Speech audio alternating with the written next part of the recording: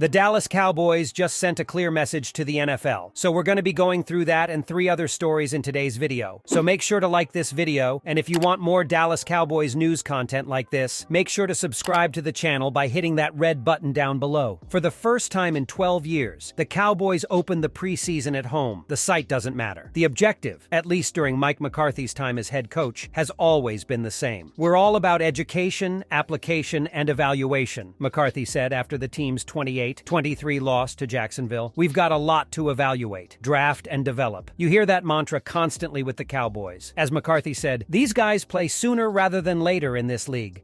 That's why the preseason is about creating as many opportunities as possible to evaluate the young players on this roster. I wanted to get our young guys as much work and really balance it out through the course of the game, get the feel of a Sunday regular season game, McCarthy said. Hopefully we hit the target on all of those numbers. I was really excited to see this young bunch play. The Jaguars had more big plays than Dallas. The Cowboys didn't protect the ball the way McCarthy demands, but they were disciplined and were penalized only 6 times for 45 yards.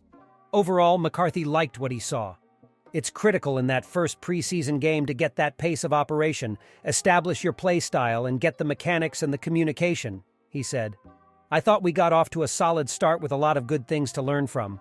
I really loved the energy our young guys played with, especially the young bunch that got to play against the Jacksonville first group. The Dallas Cowboys are expected to be a force to be reckoned with during the 2023 NFL season, with the team being stacked on both sides of the football and ready to prove they are the best all-around team in the NFC. Although everything seems to be heading in the right direction for America's team, the Cowboys still had one major piece of business to deal with, which was coming to terms with 8-time All-Pro guard Zack Martin on a new deal. As arguably one of the best, if not the best, offensive linemen in the NFL, Martin felt he was underpaid for what he does for the team in comparison to others at the position around the league.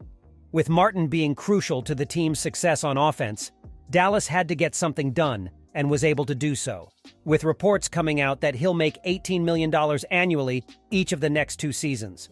As a sign that Martin is content with the reworked deal, he took to Twitter to let it be known that he's headed back to work.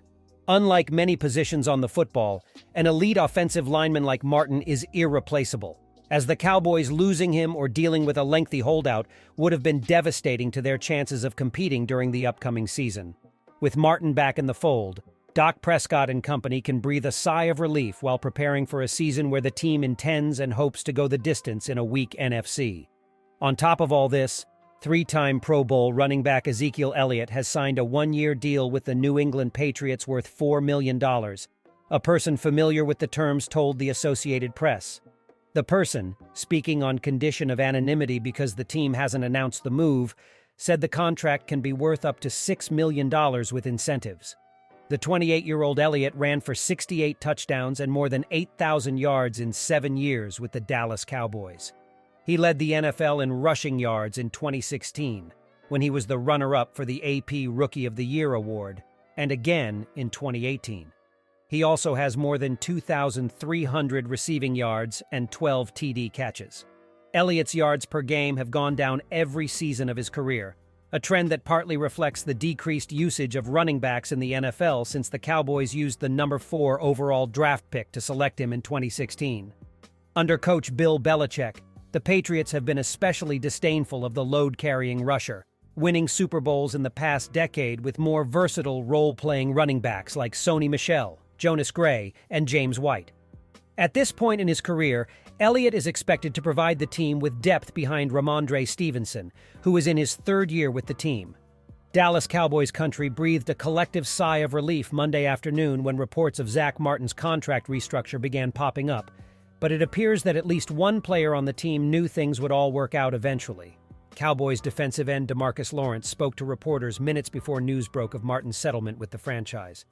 "I know what's up, man," Lawrence said. "Zack's going to be okay. The Cowboys are going to be okay. We'll see him soon." Lawrence evidently did know what was up with Martin's contract dispute. Less than an hour after Lawrence's comments, reports emerged that the Cowboys are restructuring Martin's contract to give him an $8.5 million raise over the next 2 seasons. In the Dallas Cowboys' first fake game of the 2023 season, their best player was the guy who wasn't even there.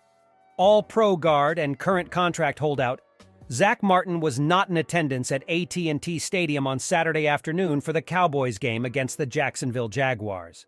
If you were brave enough to watch this mess, you would see that Mr. Martin should not move from his couch until the team gives him the new contract he desires.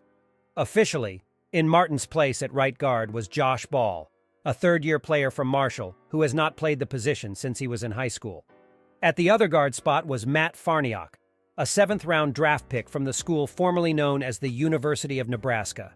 Even if Martin was not holding out, he would have joined his other veteran teammates on Saturday who did not play in the 28-23 loss.